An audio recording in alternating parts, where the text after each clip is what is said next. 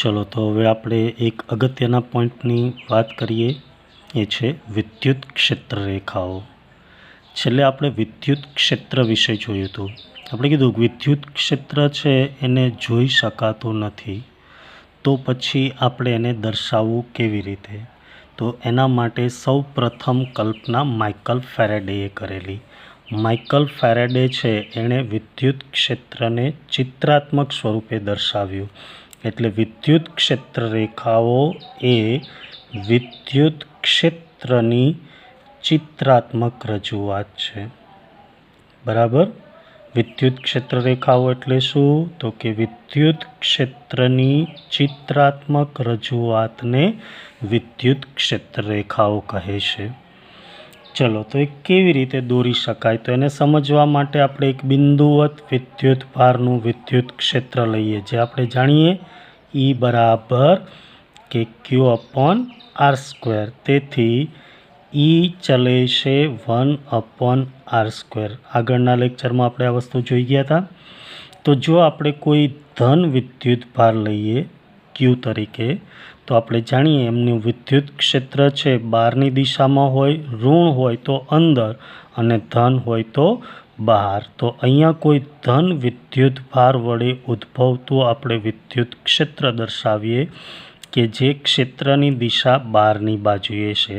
તો હવે એનાથી જેમ જેમ દૂર જઈએ તેમ એની તીવ્રતા છે એ ઘટતી જાય છે, જેને દર્શાવવા માટે તીરની જે લંબાઈ છે એ કેવી રાખવામાં આવે છે? નાની. કેમ? તો કે દેખો બહુ સિમ્પલ છે. E ચલે છે 1/R². તેથી જો R વધે તો E શું થાય? ઘટે. કેમ? કારણ કે વ્યસ્ત પ્રમાણમાં છે. તો જો R વધે તો E ઘટે. તેથી ઉદ્ગમથી દૂર જતા વિદ્યુત ક્ષેત્રની તીવ્રતા ઘટતી જાય છે, જેને શેના વડે દર્શાવાય? નાના તીરની નિશાન વડે દર્શાવાય.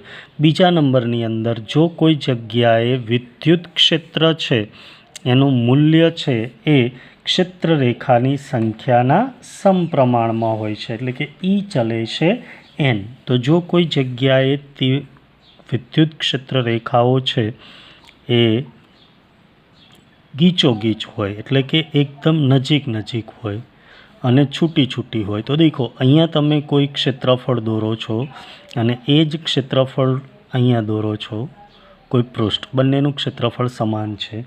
ધારો કે આને તમે R કહી દો અને આને S કહી દો. તો Rમાંથી પસાર થતી ક્ષેત્રરેખાની સંખ્યા દેખો અહીંયા 4 છે, અહીંયા કેટલી છે? લગભગ 1.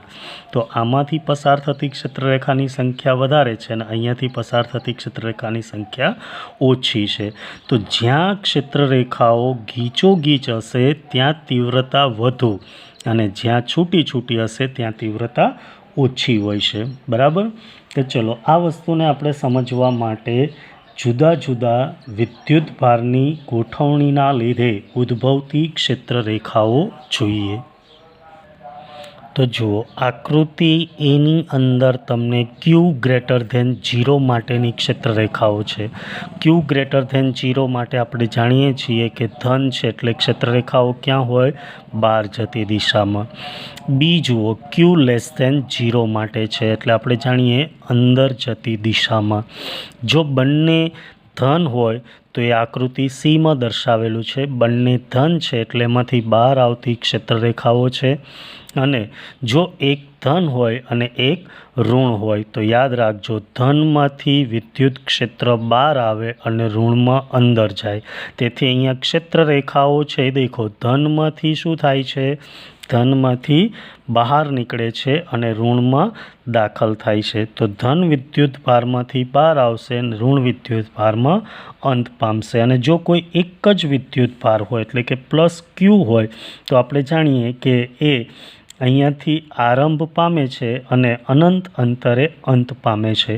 ઋણ હોય તો એ અનંત અંતરેથી આવે છે અને અહીંયા અંત પામે છે. તો આ જે વિદ્યુત ક્ષેત્ર રેખાઓ છે એમની કેટલીક ગોઠવણી દર્શાવી છે, જેને આધારિત તમને કોઈ પણ MCQ પૂછી શકે. તો હવે જોઈએ આપણે આનો અગત્યનો પોઈન્ટ, એટલે કે તેના ગુણધર્મ અને લાક્ષણિકતાઓ. જે પ્રશ્ન એવી રીતના પૂછાય, વિદ્યુત ક્ષેત્ર રેખાઓની લાક્ષણિકતાઓ લખો.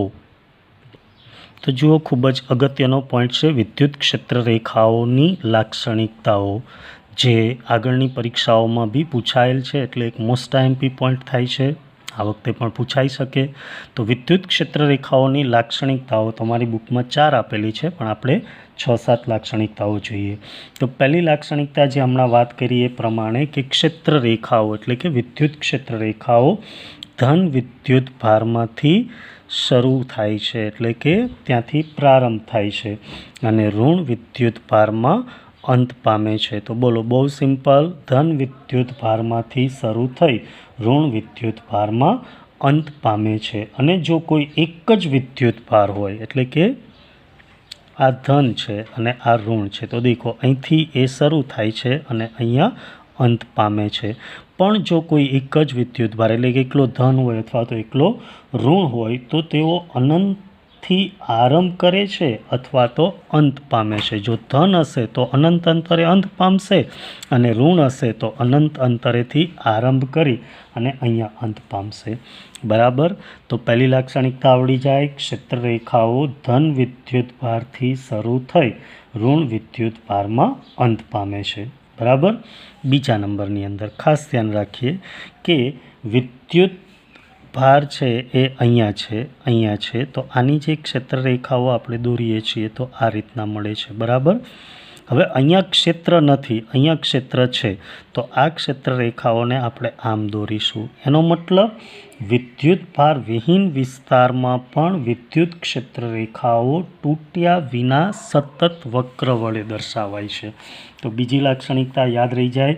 વિદ્યુત ભાર વિહીન વિસ્તારમાં વિદ્યુત ક્ષેત્ર રેખાઓ વચ્ચે તૂટ્યા વિના સતત વક્ર તરીકે લઈ શકાય. એનો મતલબ વિદ્યુત ક્ષેત્ર રેખાઓ સતત વક્ર છે, વચ્ચે ક્યાંય તૂટેલી હોતી નથી. બરાબર. ત્રીજી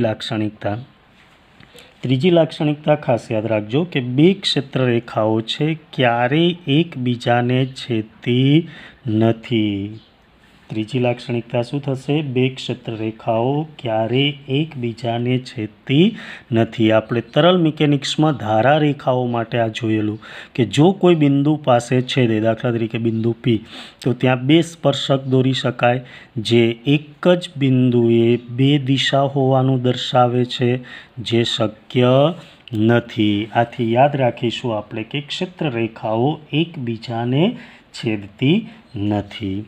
ચોથી લાક્ષણિકતા કે ભાઈ સ્થિર વિદ્યુત ભારનું જે વિતરણ દર્શાવતી ક્ષેત્ર રેખાઓ છે, એટલે કે સ્થિત વિદ્યુત ક્ષેત્રની રેખાઓ બંધ ગાળા રચતી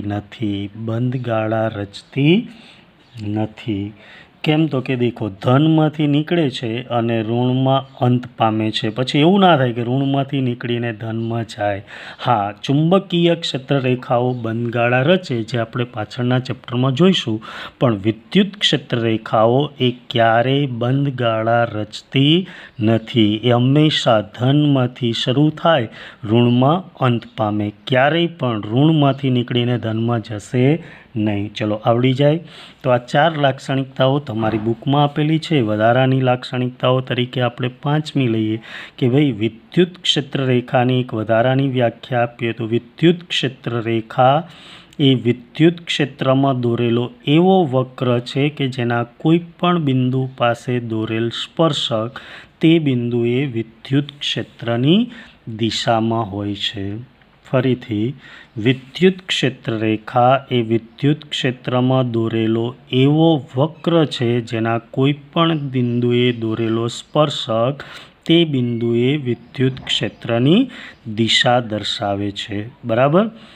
ત્યાર પછી છઠ્ઠી લાક્ષણિકતા કે જો વિદ્યુત ક્ષેત્ર સમાન હોય તો એને દર્શાવવા માટે વપરાતી ક્ષેત્ર રેખાઓ છે એ એકબીજાથી સમાન અંતરે અને સમાંતરે આવેલી હોય છે. યાદ રાખજો, સમાન અંતરે અને સમાંતર. આ બંનેમાં ફરક છે. દેખો આ સમાન અંતર પણ છે અને સમાંતર પણ છે. આવું હોય તો આને સમાંતર કહેવાય પણ સમાન અંતરે કહેવાય નહીં. બરાબર. તો સમાન વિદ્યુત ક્ષેત્ર દર્શાવતી ક્ષેત્ર રેખાઓ એકબીજાથી સમાન અંતરે અને સમાંતરે આવેલી હોય છે. જો આ જ વિદ્યુત ક્ષેત્ર રેખાઓ આવી હોય તો એ અસમાન વિદ્યુત ક્ષેત્ર દર્શાવે, જેની અંદર આપણી નેક્સ્ટ 7મી લાક્ષણિકતા કે જુઓ અહીંયા વિદ્યુત ક્ષેત્ર રેખાઓ છૂટી છૂટી છે અને અહીંયા ગીચોગીચ છે. તો ગીચોગીચ વિદ્યુત ક્ષેત્ર રેખાઓ વિદ્યુત ક્ષેત્ર રેખાઓ એ પ્રબળ વિદ્યુત ક્ષેત્ર દર્શાવે છે, જ્યારે છૂટી છૂટી વિદ્યુત ક્ષેત્ર રેખાઓ એ નિર્બળ વિદ્યુત ક્ષેત્ર દર્શાવે છે. તો એને એમ પણ કહી શકાય કે કોઈ પણ વિસ્તારમાં ક્ષેત્ર રેખાઓનું યોગ્ય રીતે કરેલું વિતરણ તે વિસ્તારના ક્ષેત્રની તીવ્રતાનો ખ્યાલ આપે છે. બરાબર. કોઈ પણ વિસ્તારમાં ક્ષેત્ર રેખાઓનું યોગ્ય રીતે કરેલું વિતરણ તે વિસ્તારના ક્ષેત્રની તીવ્રતાનો ખ્યાલ આપે. એટલે કે જો ક્ષેત્ર રેખાઓ ગીચોગીચ હોય તો એની તીવ્રતા વધારે હોય અને જો ક્ષેત્ર રેખાઓ છૂટી છૂટી હોય તો એની તીવ્રતા ઓછી હોય. તો ફરીથી 7મી લાક્ષણિકતા શું થશે? કોઈ પણ વિસ્તારમાં ક્ષેત્ર રેખાઓનું યોગ્ય રીતે કરેલું વિતરણ તે વિસ્તારના ક્ષેત્રની તીવ્રતાનો ખ્યાલ આપે છે. તો આ આમની લાક્ષણિકતાઓ થઈ. જો 2 માર્ક્સમાં પૂછે તો 4 જ લખવાની છે, પણ 3 માર્ક્સમાં પૂછે કે વિદ્યુત ક્ષેત્ર રેખાઓ એટલે શું, તેની લાક્ષણિકતાઓ જણાવો, તો આપણે આટલી લાક્ષણિકતાઓ લખી શકીએ.